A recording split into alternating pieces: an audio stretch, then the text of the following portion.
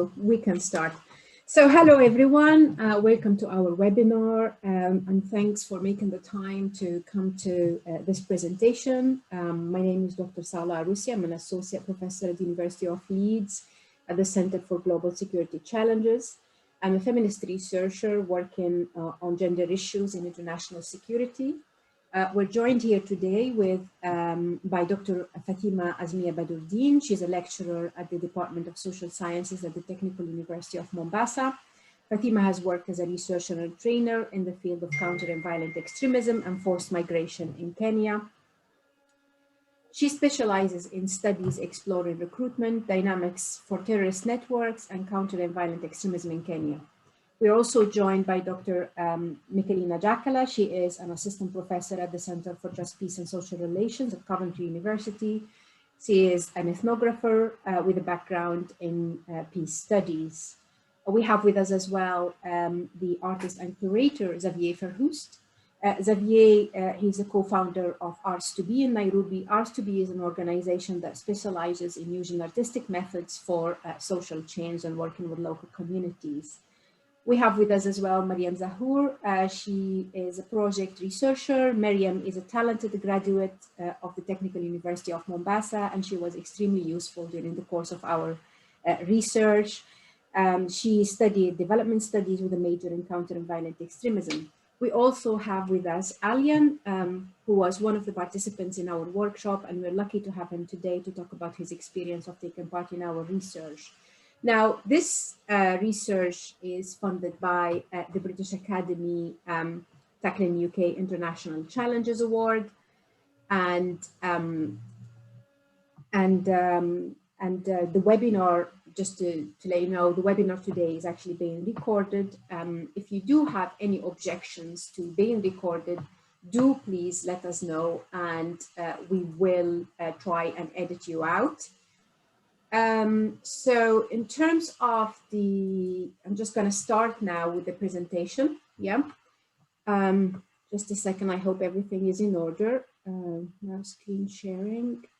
And, that looks good. Is it good like this, Michaelina? Yeah. Yeah. Yeah. Okay. So in terms of the background, so violent extremism is a relatively new term. It was first used in Security Council Resolution 2178 in 2014. In this resolution, the Security Council referred to violent extremism as conducive to terrorism. The UN former Secretary General Ban Ki-moon, in his 2016 Plan of Action to Prevent Violent Extremism, he galvanized and redirected the attention of the UN member states and entities towards the prevention of violent extremism. This was in a bid to break away with the legacy of the global war on terror, but also to convince a larger part of the United Nations to join forces in addressing violent extremism. Now, as a result of this move, the last few years have seen unprecedented expansion of PCVE programs and policies across the globe. At the UN level, the focus on PCVE has certainly become part of the UN mainstream work on human rights, peace and building, but also gender. Now, during the last decade, the concept of violent extremism has been increasingly used in development and program and policies in national and global level via several manifestations, but those goes along the lines of the global war on terror. In terms of gender and PCVE, which is obviously relevant to our study, although we have seen an increasing focus on gender and PCVE after 2015-2016, as Huckerby 2020 writes, prior to 2015, gender was actually in counterterrorism was simultaneously everywhere and nowhere. It was everywhere because of the widespread reliance on the assumption that all terrorists are men, but also because of the use of gender-based assumptions on masculinities and femininities in terms of interrogation techniques. And in counterterrorism, if one thinks of Abu Ghraib, we can see how gender actually was everywhere, but also nowhere. It is nowhere because of the failure to integrate a gender perspective in terms of prevention and countering violent extremism and terrorism. Now, in 2015, the UN Secretary General, in his Plan of Action to Prevent Violent Extremism, paid significant attention to gender. More importantly, he made a direct link between gender equality and preventing terrorism, stating that it is no coincidence that societies for which gender equality indicators are higher are less vulnerable to violent extremism. Based on this untested theory, the UN Secretary General in his plan of action recommended that the empowerment of women should become a central part to preventing and countering violent extremism. The focus on gender has also, in PCVE, has also increased following the adoption of Resolution 2242 on women, peace and security in late 2015. Now, just to talk about violent extremism as a framework, the phenomenon of violent extremism is diverse. It has no clear definition, similar to the concept of terrorism. The expansion of the UN PCVE agenda carries significant risks. This is particularly due to the lack of agreed definition on what violent extremism is. Similar to terrorism, there is no agreed definition on this phenomenon. The UN Secretary General in his plan of action did not attempt to provide a definition for this phenomenon, as Chuck Thies in 2019 argued. The UN, in order to build operational support from diverse actors and partners for the implementation of its agenda, intentionally failed to define violent extremism, opting for what he called strategic ambiguity. The failure to define violent extremism is very dangerous, since counterterrorism in the past 2 decades has become the main pretext used by many states for violating human rights in the name of national security, particularly against minority groups who are portrayed as security threats. Now, the UN Special Rapporteur in her 2020 reports argue that making policy measures and regulatory frameworks entirely reliant on a non-defined concept that is by nature context dependent can never be compatible with the principle of proportionality and necessity in which human rights are grounded. Doing so ultimately allows for a discriminatory or overboard applications of those measures to individuals and groups that legitimately exercise their fundamental freedoms.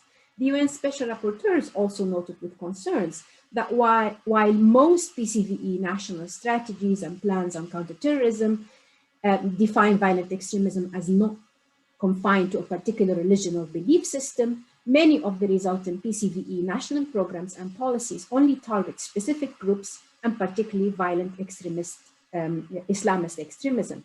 Despite the lack of empirical evidence on how religious ideology supports terrorism, in most national counterterrorism and countering violent extremism plans, there is a significant emphasis on the role of religious ideology as a pathway to radicalization and as a tool for preventing and countering violent extremism. Now, at the same time, governance and structural factors that were empirically proven to push to violent extremism are not prioritized. So in terms of PCVE in the Kenyan context, Kenya has lived through a series of terrorism-related incidents linked to global politics and transnational terrorist networks such as Al-Qaeda. One of these is the Norfolk Hotel bombing, but also the US Embassy attack. However, since 2011, Kenya has also seen an increase in attack by Al-Shabaab in Kenya, in Nairobi, Mombasa, and the northeastern province as well. But the Kenyan approach to counterterrorism has been condemned in the scholarly literature for its blatant human rights abuses. For instance, Lind, Mutahi, and Ostrom, 2017, have compared the Kenyan counterterrorism approach to killing a mosquito with a hammer. The Kenyan government 2016 national strategy to counter violent extremism, adopted a definition of violent extremism focusing on Islamist extremism and groups such as Al-Shabaab and the Islamic State. Now, given that the country has a large Muslim minority, the association of Islam and Muslims with terrorism and violent extremism is problematic, leading to the construction of suspect communities along religious and ethnic lines. The focus on prioritization of Al-Shabaab as its source of insecurity is based on a narrow, top-down, state-centered and donor-led approach to what security is. That does not really reflect the everyday realities of violence in Kenya or the multifaceted insecurity experienced by local communities in the everyday. In our research, what we wanted to do is we wanted to investigate the challenges of living with violent extremism. We also wanted to understand how violent extremism is defined at a community level and to understand the gender dynamics of violent extremism. in Kenya, and also the strategies and methods that are used at local community levels to resist violent extremism. Our study involved two stages, and the first stage, which was conducted over the course of 18 months, and due to COVID, the activities were delayed. But in the first phase of the research, we conducted interviews and focus group discussions with 67 male and female participants over the age of 18 from diverse ethnic and religious backgrounds. So the participants were from the areas of Nairobi, Mombasa, and Kwale that were affected by violent extremism, but also counterterrorism operations. The participants were ordinary members of local communities and members of community-based and civil societies organizations working on countering and preventing violent extremism. The second stage of the research involved conducting two participatory arts-based workshops in Mombasa using body mapping as a co-creative visual method to explore and illustrate how violent extremism is experienced and resisted at a community level. The workshops involved 10 male and 10 female participants from the Muslim communities from around the Muslim coast. I'm going to hand into Xavier to talk about the body mapping as a method. Xavier, the floor is yours. Thank you very much, Sahla, for this very good introduction, and thanks so much to accommodate me in your project. So my name is Xavier. I'm an artist, and I've been facilitating a body mapping process for the last 12 to 13 years. So what is body mapping? I mean, in the field of our research, let's say that in the field of research in general, body mapping is a relatively new visual art-based method, and as a research tool, it generates knowledge. It uses the body and its representation through a life-size painting. So we're talking really about big artwork, 2 by 1.5 meters. And on these life-size paintings, let's say that they become the place where people, participants, experience the world. To our knowledge, this is the first time that body mapping has been used as an art-based method for a research on violent extremism and resistance. Body mapping, yes, is a form of embodied storytelling. It's using the body as a research site that can generate knowledge. Through the 5 days process, it became a powerful testimony through storytelling, drawings, painting that offered our 20 participants in 2 separate workshops, but as well, besides the participants, the researchers and an audience still to come, alternative dimensions for which to view this phenomenon of violent extremism and resistance. Body mapping is a tool of personal self-discovery and exploration. The whole exercise brought participants into a deep reflection about identity, ethnicity, religion, and race in the particular context in which they live. So between Kenya and the local coast of Kenya, the Indian coast of Kenya. Violent extremism is certainly a very sensitive and complex topic. It's by its very nature, because it engages deep with the bodily experience and feelings. Body mapping is a sort of a visceral approach to inquiring that is capable of unearthing additional ways of knowing. In this research, we use body mapping not only to understand communities' everyday experiences of violent extremism and resistance to it, but also as a tool for social transformation. The BM, the body mapping, encourages participants to be almost co-researchers. We were sharing sensorial and spatial experiences. We bringing a transformative approach. They created a new time and space with us that could facilitate, a deep sharing. And I think what is really very important is at the core of all this is care. It's care and listening, deep listening, humanistic values such as connectedness, trust, mutual respect, dignity, and a lot of care are really at the core of any body mapping experience. Can we move to the next slide, please? Thank you.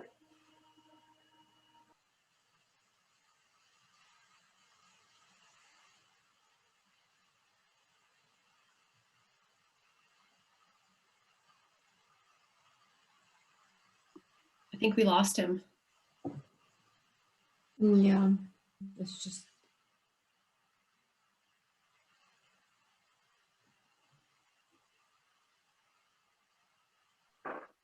Sahla, why you can, explain the process, if possible, yeah? Yeah, I'm just hoping that Xavier can join us again. So the body mapping process in its most basic form, it really involves a person painting.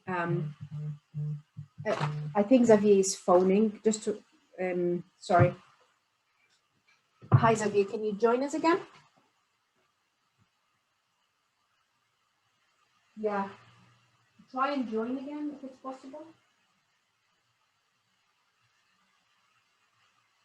Okay. Okay.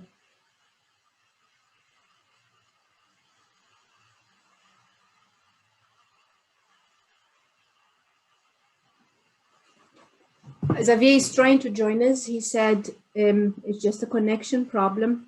So I'll just wait for him to join instead of doing his part.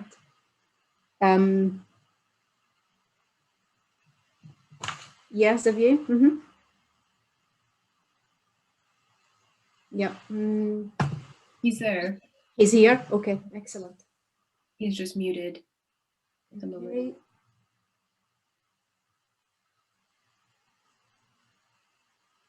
Xavier, can you hear us? Unmute. Yeah, here we are. Yeah, okay, so the body mapping process. Excellent. Sorry about that. Yeah, I closed the door.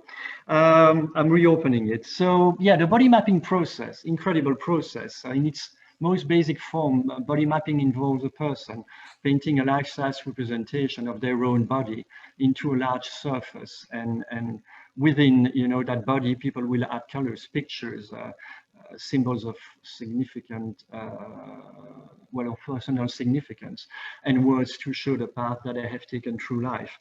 The participants in the workshop helped each other to trace and create their own body maps. We asked participants from the beginning a set of questions. The process involved multiple drawings in response to questions focused on understanding and experiences of violent extremism and resistance, including questions about what is your experiences of violent extremism? How would you define violent extremism? Who are the significant actors within your context in relation to violent extremism? What is your personal networks? What are the places of safety? What are the places of insecurity? And then, yeah, how do you resist as well to violent extremism? So at a later stage, once the drawings were made, they were then used in sharing circles, sharing circles as catalysts for discussion in the larger group, and for the later interviews that followed the process of the body mapping. Yeah, at the end of each individual work session, the contents, as I told you, were shared, and these drawings, became very much part of the body mapping. It created, as I said a bit earlier, the body mapping workshop created a safe space for participants from diverse and often conflicting ethnic identities, where they could explore personal experience, emotions, foster mutual understanding, and work collaboratively in their different body mapping projects. So yeah, it's the body mapping as a place of encounter, as a place of differences, but as well as a place of meeting between the individual and the collective. The impact of the body mapping, I think we've just summarized a few here. I mean, they're quite a number, but body mapping promotes building relationship and connection. It supports, the sharing. It can be seen as a therapy tool or a healing tool in the study of violence.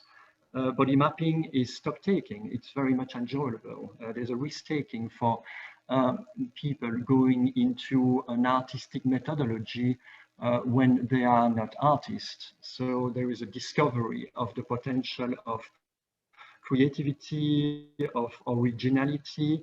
But besides this, there's a beautiful sharing that takes place at a time, only through the artworks, not only through the expression, the verbal expression of the experiences of violent extremism. It's about self-worth as well, self-acceptance. It's about power, empowerment of the people.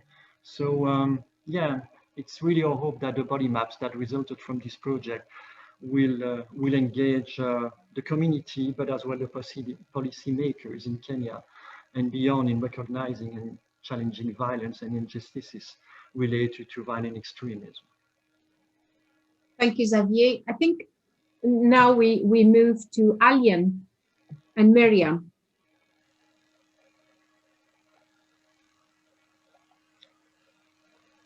Xavier, do you mind asking Alian about his experience of taking part in the workshop? Yep. Alian, salama. Bariako. Is that there? He's not there, I think. Alian, can you hear us? Hey, I'm here. Yeah. Yes. Super. Good to So hear do you from hear you. me? Yes. Perfectly. Yes, I'm happy to be here.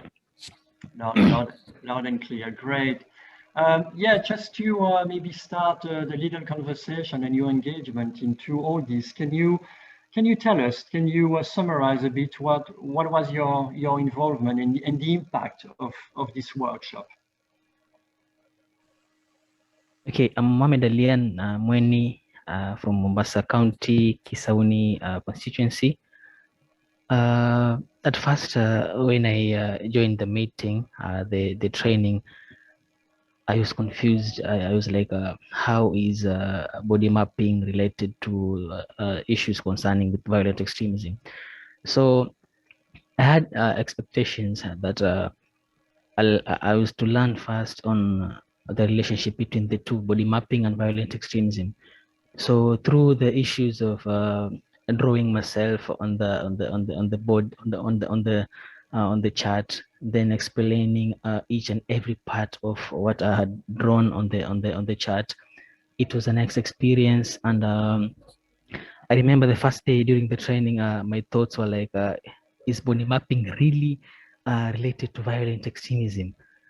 So I thought at the back of my mind, I had expectations that I really wanted to learn more on that relationship between the body mapping and violent extremism, and to get to know more on the relationship.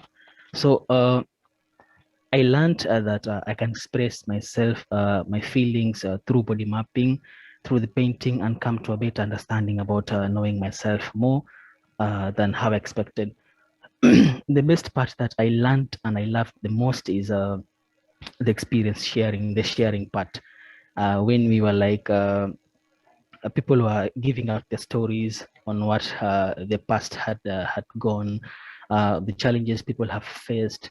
So I came to realize that no matter what challenges one person faces, the other person faces a different challenge. You understand? So I had bad thoughts about my life. I had negative thoughts about my future. Now, after the training, I came to understand myself. What do I want in this life? What am I? What is my future going to be like? Now, so after the training, I sat down, I asked myself, so what is the way forward? The training is coming to an end. So what am I supposed to do after the training? I thank God through the training, I learned that it takes a time to build a future, but a matter of seconds to ruin everything. And everyone have different ways of how they express their feelings. Others cry while during the process of sharing, while others don't cry, while no matter how hurting their stories are. I also learned that sharing is very important, as this keeps you stress free. You don't have to be stressed. So once you share out your things, you share out your views through body mapping, through mapping the body mapping. We used to share out our grievances concerning matters on political issues, on matters ideological issues, on matters personal issues. So it was a nice experience to the extent of I can now sit down and have courage to say that I've changed some few people using the same body map, the same map that I had drawn myself with, because we were given back the stretches of after what we had drawn from the previous training. To be honest, the opening of the process was very emotional. It's been years me having something in me, but not trusting a person easily. But I did this due to trusting the trainers, and I indeed left something that was burdening me. I never had thought that it will come a day that I will have my own family. I thank God now I have family, I have a son, I have a wife. Through the same body mapping, it's made me sit down and come to realize that still life has to go on. Still, no matter what is happening, no matter what challenges people are going through, still life has to go on. And I thank God. We've tried to like take in some few members of the community to several TV series in Mombasa. I'm also an actor. So through using the body map art, body mapping is an art too. So we used art to display challenges the community is facing in the community, at the grassroots level. So I'm happy I had joined the team, and to be honest, I don't know how to express it, but we've changed people's lives using the same thing. Now, through the training, I was a fierce person. I never wanted to express myself. I never had that courage to explore myself, to do other things. But through the training, I thank God, life is good now. Everything is going smooth, and hopefully things are going to be fine in future. I have a good. I wanted to share something. For now, we've tried to. I work in an organization named as a community-based organization, and we've tried to mentor some few ladies out there at the community level, and most of the women which we've mentored, they now have the jobs. They now engage in community activities. At least we can sit down and mentor others through the same thing we did. We were taken through by the trainers during the body mapping session. So it was a nice experience. Yes, it was indeed a nice experience. Yeah. Thank you so much, Ali, and we learned from your experience, and really appreciate you sharing with us about the impact of body mapping on you and on your life. It's good to hear you after so much time. I think now I'm going to move on to Fathima to talk about a little bit about some of the findings from our research. Fathima. Thanks, Sahla. So I'm Fathima Azmiya. I work at the Technical University of Mombasa. So to give a bit of violent extremism as a topic, this is a challenge I mean, the concept itself is very challenging, as Sahla put it forward, like, you know, terrorism itself does not have one definition. So there is no uniform definition of understanding this word violent extremism. But, and so we all have our different ways of explaining it. Academics have their own way, governments, donors. It depends on how we look into it based on our projects, based on our research articles. So, and also there's a lot of subjective perceptions, the way I would look in, my positionality, how it would define, whether I'm a woman, I'm a man, then I'm young, I'm old. So there's a lot of intersectionality dimension. So it's a very difficult context and a very important content, because these differences are very much important if we are to understand particular or different communities. I'm really sorry, I'm in a very, very breezy location in Mombasa today, so you can see a bit of my environment, but don't worry on that. Sahla, next slide. Okay, so to come with the local meanings for violent extremism. So as Sahla gave a bit on the methodology part, we used a lot on body mapping and also more in line with locations in Nairobi, Mombasa, Kwale. So when we looked into violent extremism, it was synonymously used with Islamist extremism, or we could call it jihadization, to groups such as Al-Shabaab, ISIS, Al-Muhajirun, Al-Hijra, or Jaish al-Ahmad. It depends on the location and how people explain what was violent extremism in their localities. So these local community reflections often go with the impacts felt by VE networks in their lives. So what we studied in this research was how it was felt in their living experiences, and also how these cascade from the national and also global frameworks, because we had also another component apart from the body mapping, that was the key informant interviews. So when you talk to key informant interviews, we had their definitions. Then through our body maps, we had local participants' definitions. So when we look into different definitions, we also had the global frameworks, that is the donor funding mechanisms, where the project emphasis was mainly on the Islamist extremism along the global war on terror framings.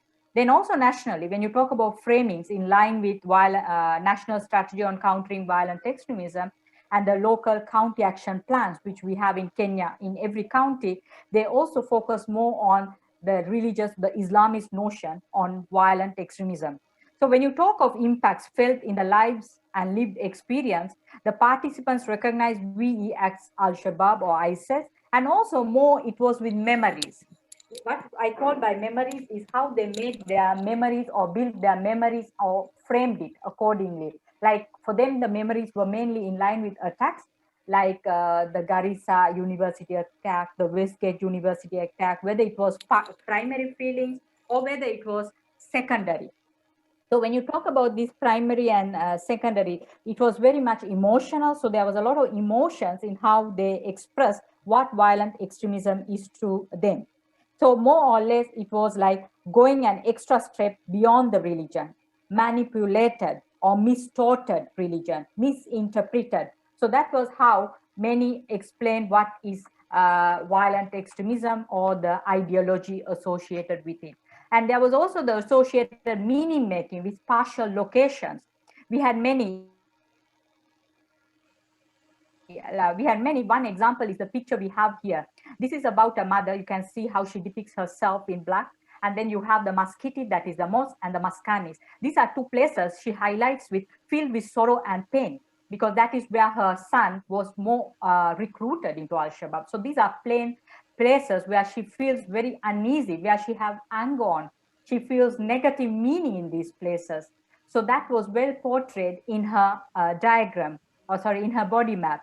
So similar, we had other body maps which spoke about the process, like people drowning. The more they drown in the water, then things like, how well you can save them was an indicator you can prevent them from this aspect of violent extremism, or the recruiter making them move this way and that way. So there was a lot of diagrammatical representation on the violent extremism process.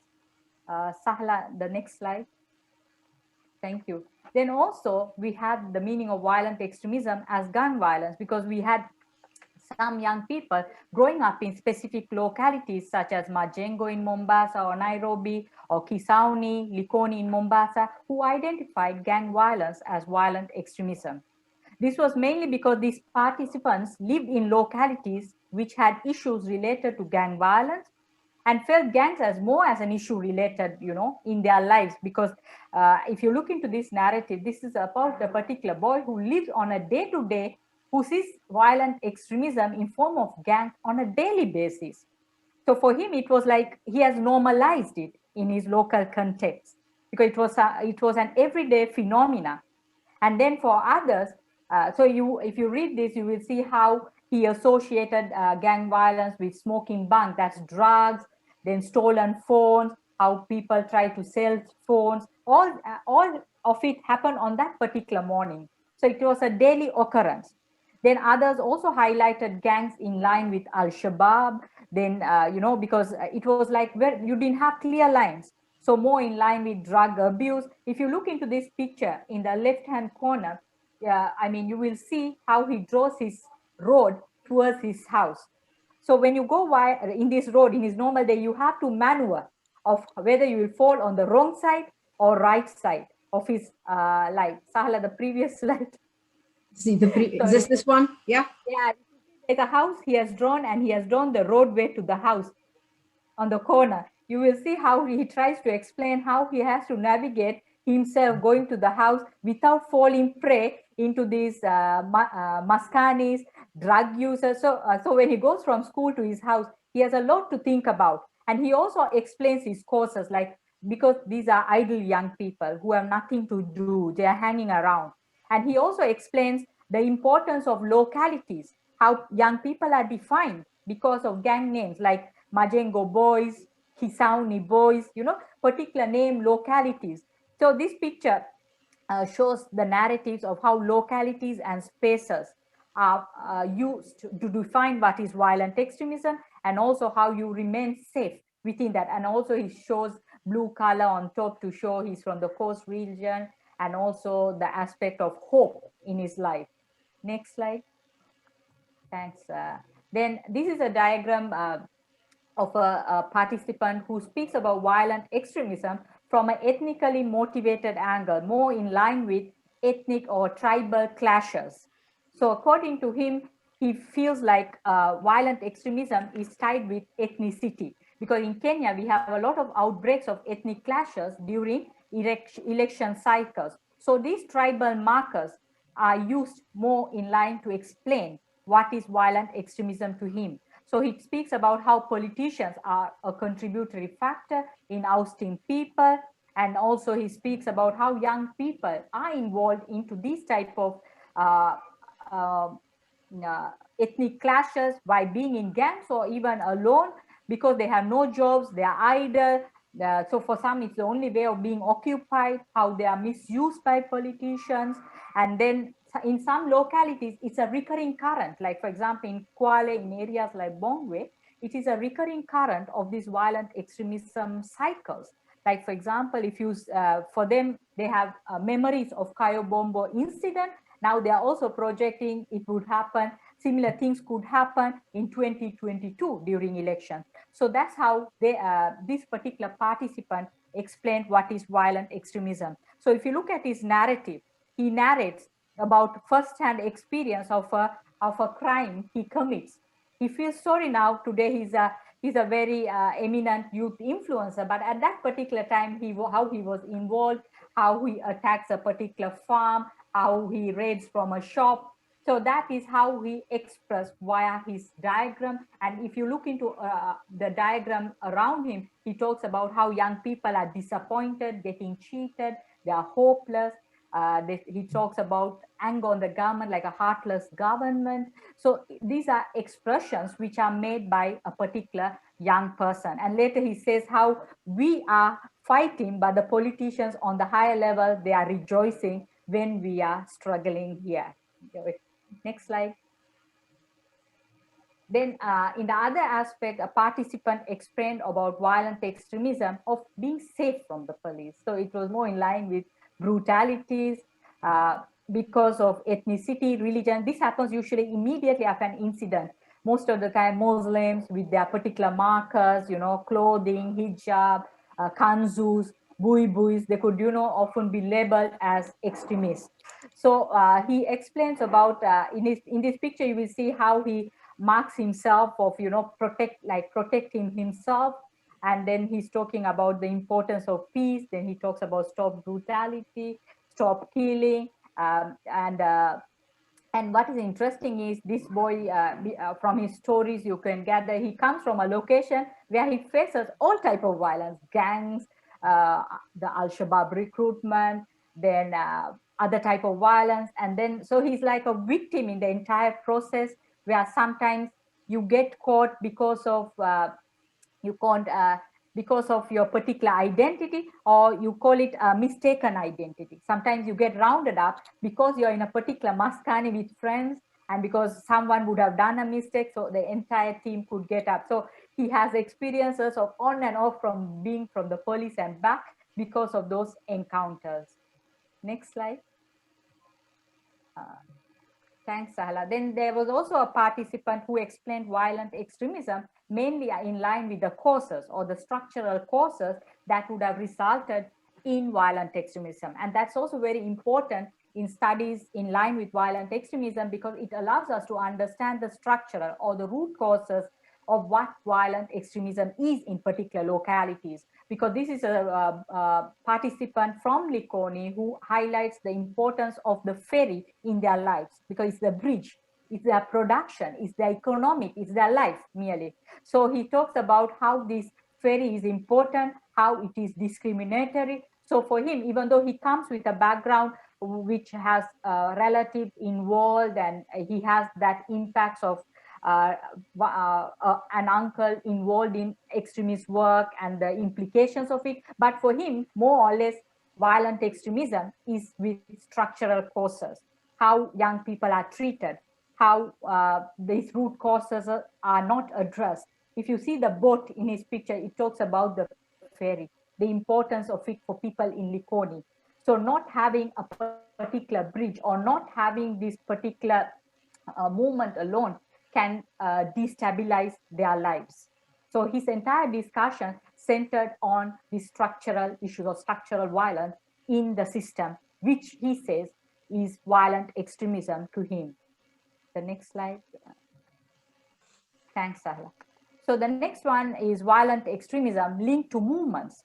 This is movements like the Mombasa Republican Council.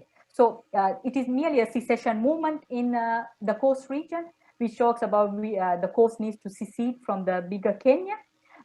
So this has two mixed versions, even in participant narratives. While some said, you know, MRC is an extremist movement, others said, no, it's a secession movement formed by people, natives, who felt like people from outside are stealing their jobs and things like that. So they had their grievances.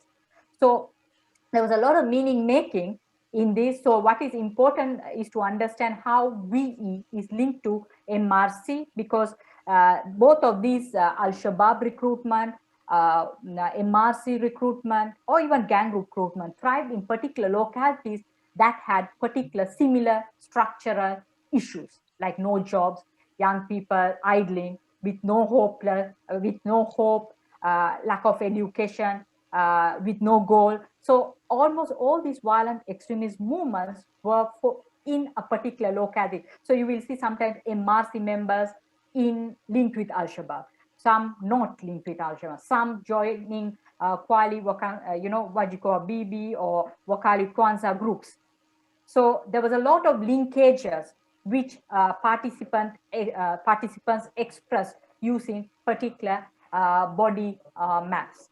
And what is interesting, this body map is of a boy who is trying to, a participant who is trying to safeguard himself, and he feels very safe in this particular space because he finds all around him with particular violent influences, particular movements or particular dynamics that he feels he's not safe. Yeah. Next slide, Sahla. Thank you. Then others also felt religious discrimination as a core issue, because especially after Westgate attack, Garissa University attack, you saw many discriminatory practices where Muslims were blamed or Muslims considered as suspect communities. So when too much of emphasis were put into these particular communities or young people, the affecting trauma is also something which we need to think about, because those are things which we could result in not only radicalizing, but also re-radicalizing. So when you talk about these type of, I call it root causes, it is very important. It's not only this body map highlighted this. Like, for example, if you look into this map, you will see this particular participant is writing, running away. He's running away from all these type of problems, you know, not only from the extremist or the recruiter, but also from the police. You know, you're on the mission of running away. Then you have the discrimination. So they are in a dilemma also. So while it is important for us to look into all these type of narratives or what is significant for me as a researcher and also for all of us is how young people or people portray the issues in various different ways, because we had many which we had as maps, but we put a few just to give you a variance of how we look into this violent extremism, the different narratives. And why this is important is because these are the same narratives which recruiters would use to recruit people. You have structural causes and we don't address the structural causes. These are the same narratives recruiters will use to recruit young people. So it's like a cycle which if we do not address, we feed into this fodder base for recruiters. Like, for example, if ferry is an issue for people in Likoni, if there is marginalization, which young people feel, those are the same narratives recruiters use in their ideologies. So ideologies itself is constructed by these local narratives. So this is very important in interventions, because sometimes we bring in interventions, we say Nairobi specific, we try to paste it here. Or interventions which we has worked elsewhere, we are trying to paste in our local context, which will not be worthwhile if we do not understand very small local narratives, because local people have their own way of looking in and also their priorities. Because in some areas we'll talk about Al-Shabaab recruitment, in other areas it's gangs, in other areas it is MRC. So it depends on particular localities. So it's these local nuances are very important for us to understand particular aspects or particular definitions of violent extremism, rather than having a particular narrow approach. Later in your questions, I will also explain the navigation between these broader and narrow approaches. Thank you, Sahla. Over to you. Thanks, Fathima. So just to finish up with the findings, so what we also found out is that when working with female participants, the issue of gender-based violence was highlighted as a form of violent extremism. In understanding violent extremism, it is important to see not only what is counted, but also what is left out. So in Kenya, National Counterterrorism Strategy, we focus on Al-Shabaab as a source of insecurity, really epitomizes the public-private dichotomy, reflecting a male perspective on violence that prioritizes the public over the private realm. When working with female participants, what they highlighted is actually their experience of gender-based violence, the violence that they experience in the home on an everyday basis. This includes underage marriage, female genital cutting, and gender-based violence. The issues about gender norms that marginalizes women and the patriarchal structures as well were really very present in female body maps. So for instance, this participant saying, I think we encounter violent extremism on a daily basis. There is a lot of gender-based violence in our community. Most of the violence occurs in the homes. If you would like to hear about the videos, testimonies from the participants, female participants and male participants in our research, we have a series of videos on our website. We also have the whole list of body maps and the stories. We have also published a book of stories that you can read about it and read about the project as well. This is a link actually to one of our participants' story, who have drawn this particular body map, Amy. So as I said, early marriages as well and female genital mutilations were really highlighted as an issue. This was particularly an issue for members of the Somali communities. So particularly in terms of early marriages, but also FGM. Habiba, one of the participants in our workshop, who was the artist behind this body map, she argued a Somali man can marry a child underage. That is a child abuse. Girls get married because of money. They can come and pay in small installments, or a man can decide to build a house that can act as a dowry. They are illiterate, so they end up giving the girls to older men for marriage. If you look at the body map of Habiba, you can see no to FGM and also across no to early marriages. And these are, she's speaking out of her personal experience. You can also listen to the video of Habiba on our website. Domestic abuse and family-related violence. Some of the participants highlighted that actually domestic abuse is violent extremism because it induces, a state of being completely terrorized, not knowing what you're subjected to, and it's because it's very traumatic.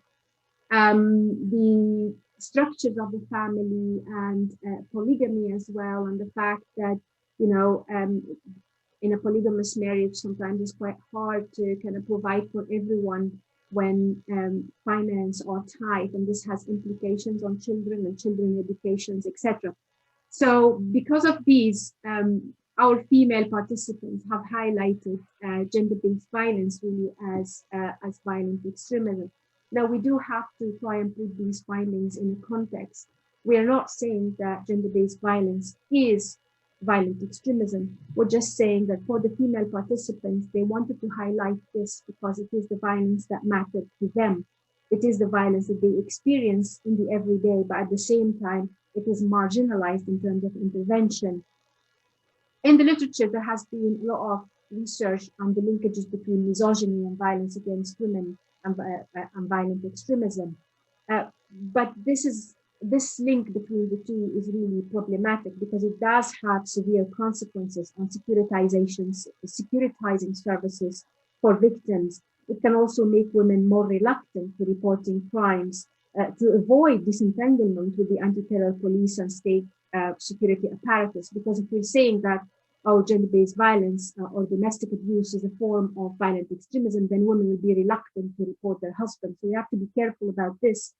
Linking violence against women to violent extremism can also have implications on women who are actually accept and condone gender-based violence, as this can result in criminalizing women who are themselves victims of violence. So we have to be really mindful of how we interpret these findings, and at the same time, we have to be really very sensitive to what the participants are telling us in terms of the violence that matters to them in the everyday.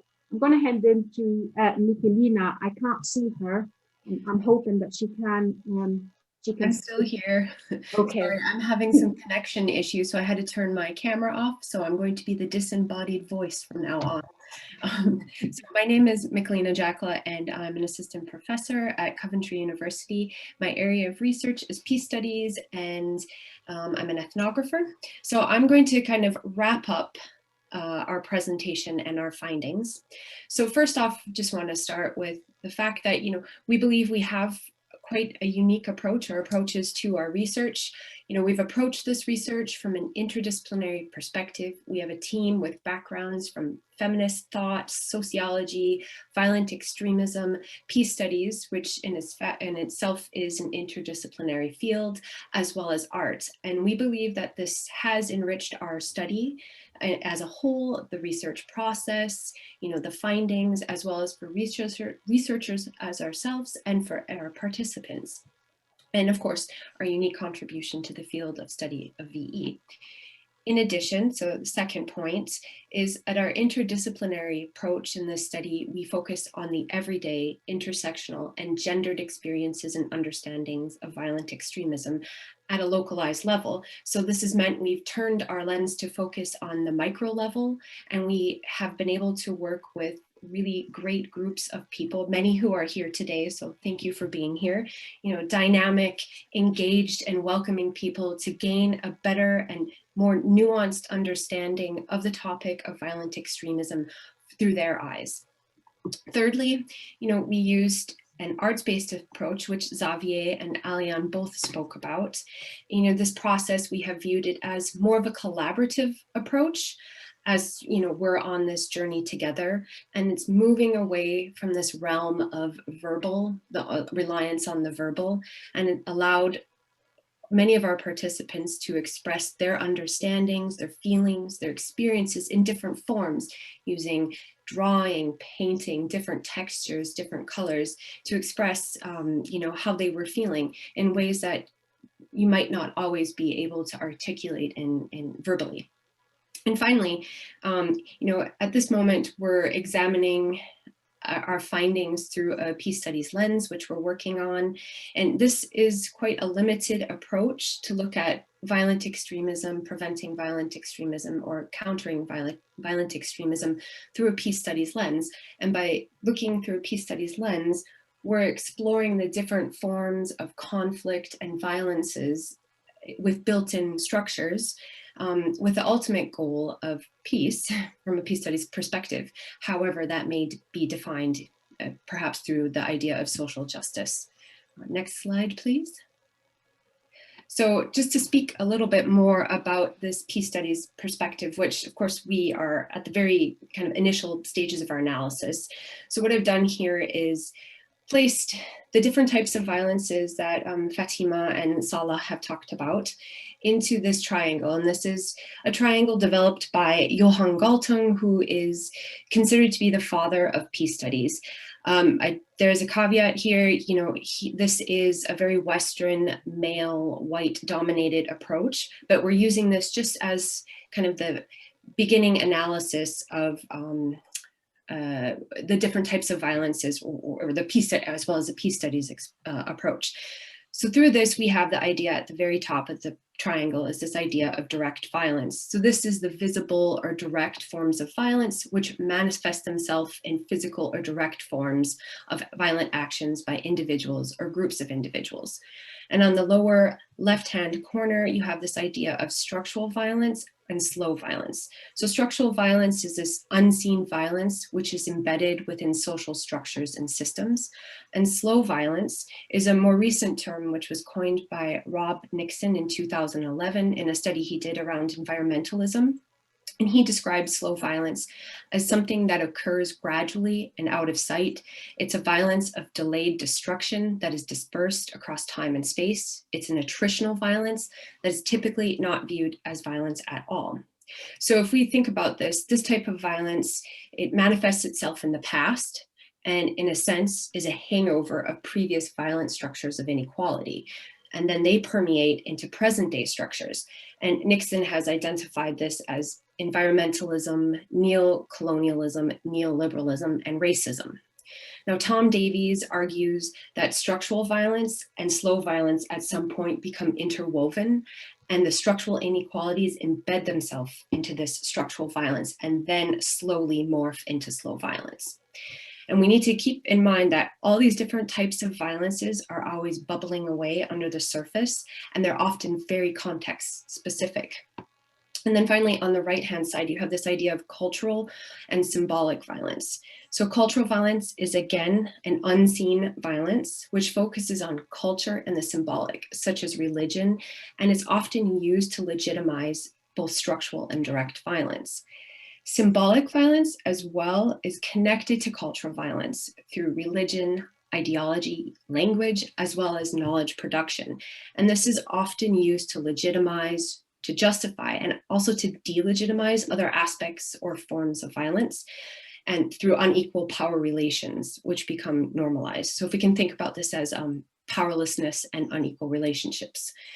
So here we've categorized under each like cultural violence, the different types of violences that we have identified in our study so far. So under cultural and symbolic forms of violence, we have gender-based violence such as FGM and early marriages, religious discrimination, different types of movements like Fathima talked about, the MRC, for example.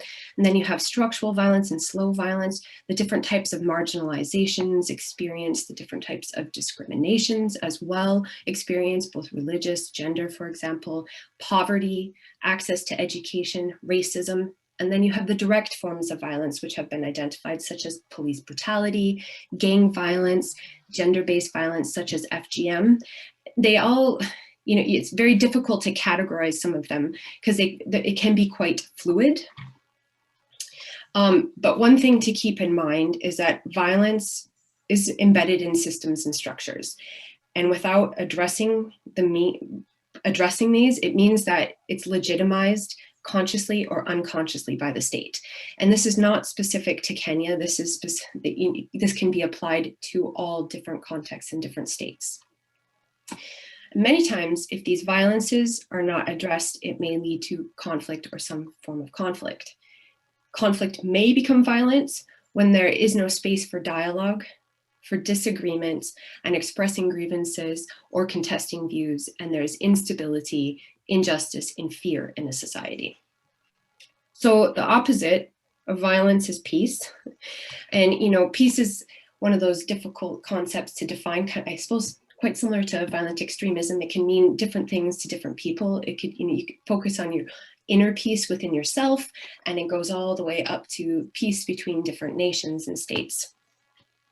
But Johan Galtung, again, if we go back to him, he described or defined two different types of peace. You have negative peace and positive peace. So negative peace is the absence of violence.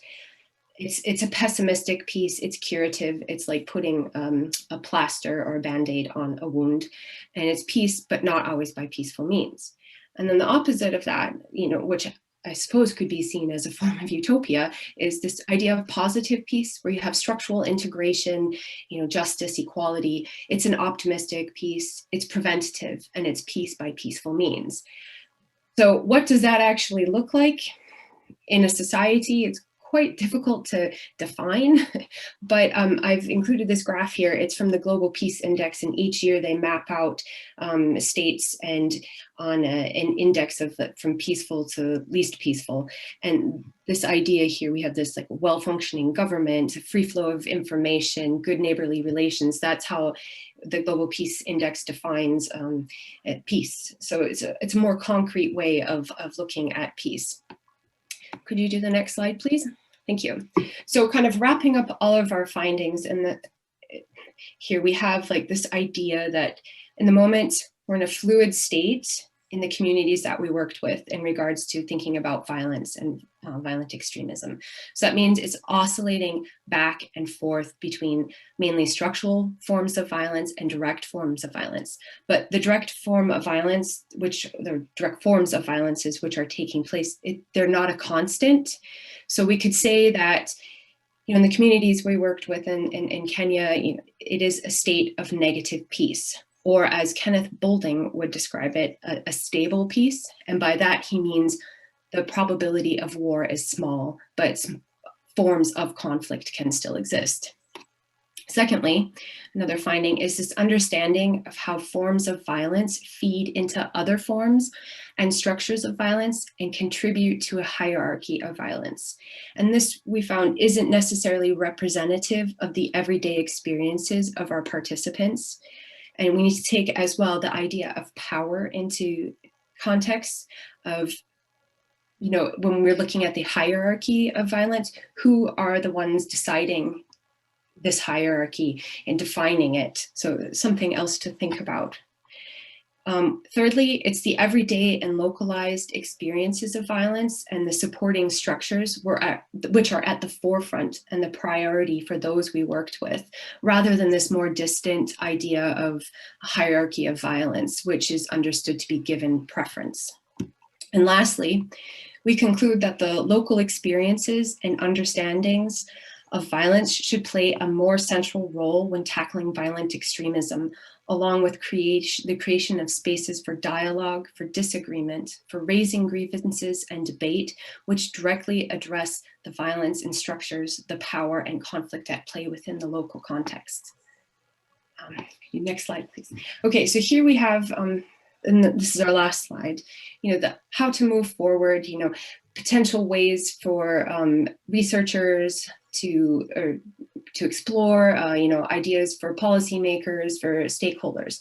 So we really, in our findings and our research, we found that there's a need for further intersectional explorations of the everyday gendered experiences across different spaces, places, times, identities, and ethnicities to get a really more broad and nuanced understanding of what's going on the ground in regards to violent extremism and violence as well. And then we have this idea that these understandings of violence can be seen as a potential avenue for localized interventions. And this feeds in and runs in tandem with the next point, that there needs to be a deep dive into the systems and structures which act as catalysts to violence and violent extremism, and make it central in their agendas to reflect this. So if you do that, then you're able to target localized interventions, as well as encouraging the use of interdisciplinary approaches such as peace studies and arts, so that we can focus on a more local level. And Kieran Ford, he's a peace studies scholar who looks at countering violent extremism. He talks about encountering rather than countering violent extremism or extremism. And by this week encountering, it's more of a localized intervention and localized understanding of what's going on the ground.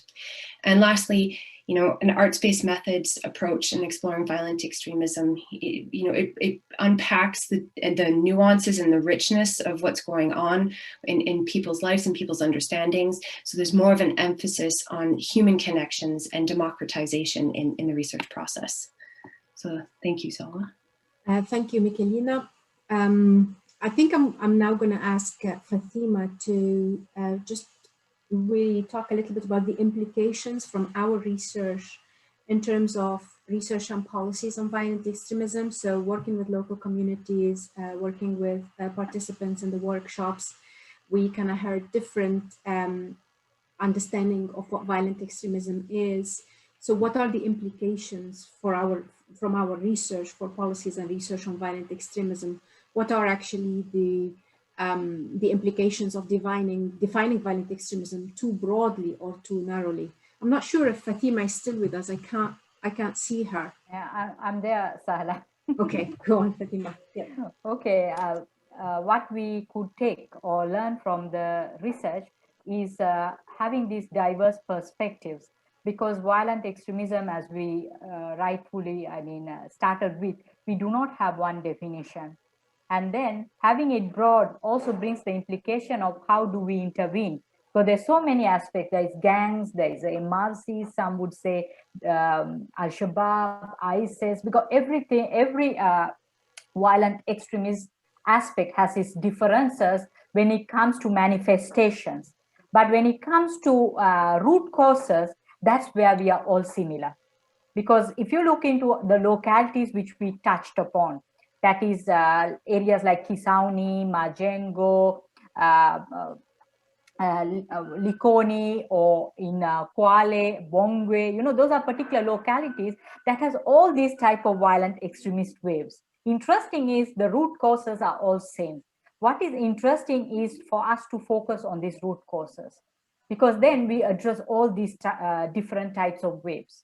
So it's important when it comes to the Al-Shabaab, or we call the religious line, we have a lot of ideologies plagued with Islamism, or plagued with particular Islamist or distorted versions of the religion and things like that. Now there you have an ideology component. Even in other aspects, you have different ideologies, but it may not be religion. And then we also saw in our study that particular areas we have mergers. We have mergers with Al-Shabaab and the gangs. We have mergers with MRC and gangs. We have ethnical clashes with gangs, ethnically grouped networks, but they also operate as gangs. So there's a lot of similarities which we can learn on, even though with this broader spectrum. But you're correct, when we have it too broader, interventions becomes difficult. And then when we bring the intersectionality dimension, where you have the gender nuances, it may sometimes look difficult, but it is important, as you rightfully pointed out.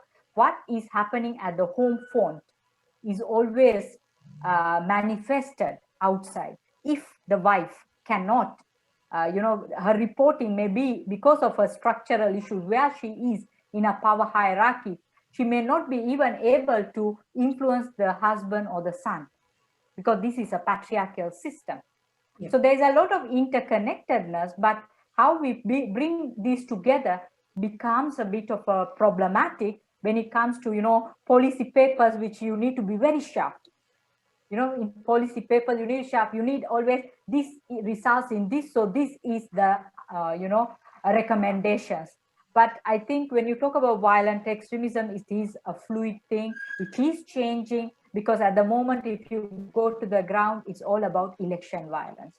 You come in some time back, you have an incident of Al-Shabaab, now to talk about Al-Shabaab. So it's a moving trend. It needs also fluid type of interventions, because it's constantly moving. I don't know whether I put it right, but that's how I would look into this aspect of violent extremism. We know it's an ideology, we know it is acts, but what this ideology and what these acts are sometimes changing depending on particular localities, and there's a aspect of time dimension, locality dimension, so there's a spatial angle which we need to look into. So all these needs to be considered if our interventions are to be sharp and fine-tuned. Thank you, Fatima. I think I'm going to end up with just Xavier. Xavier, I wanted to ask you to just finish by talking about the potential of arts and the potential of body mapping as a research tool and an intervention tool for the study and working on violent extremism. What potential does body mapping have, and what can it contribute to this this area in particular? Well, that's a difficult one. I think that art or body mapping has a deep beauty, and it's just connected as well to the truth and the life of the people. I'm very much, prone into approaching people from a humanistic view. I think that the body mapping are still open. I love what Michaelina and Fathima said about the fluidity of things, and I guess that art at that level and the body mapping in particular, with the strength of using the embodiment and the experience and a relation with the outside world, can really make us better understanding and adapt as well our responses to a certain number of phenomena affecting us here in Kenya, this region in particular. I think the body mapping as well bring a vision, and what we've heard as well through alien testimony, and it's a year and a half after a project, is deeply moving, deeply engaging. It tells us that there is a place for transformation. There is power as well in using some artistic methodologies. And it's not only the body mapping, but in this case, I think it pays a sort of beautiful tribute to what he was able to make during these 5 days, like the 19 other participants. So it's very much about, again, listening and creating new spaces, alternative spaces, where we can all strategize, and it's not only a strategy coming from the outside world about what action we can take. I don't know if that really makes sense, but yeah, we need to be humble. There's humility, and we have to listen to what people live on the ground. That's, I think, the most important part of it. And I think it's an everyday lesson for donors, for people working for NGOs, and I'm really glad that more and more organizations, more and more people are listening to what people have to say, and especially in an artistic way.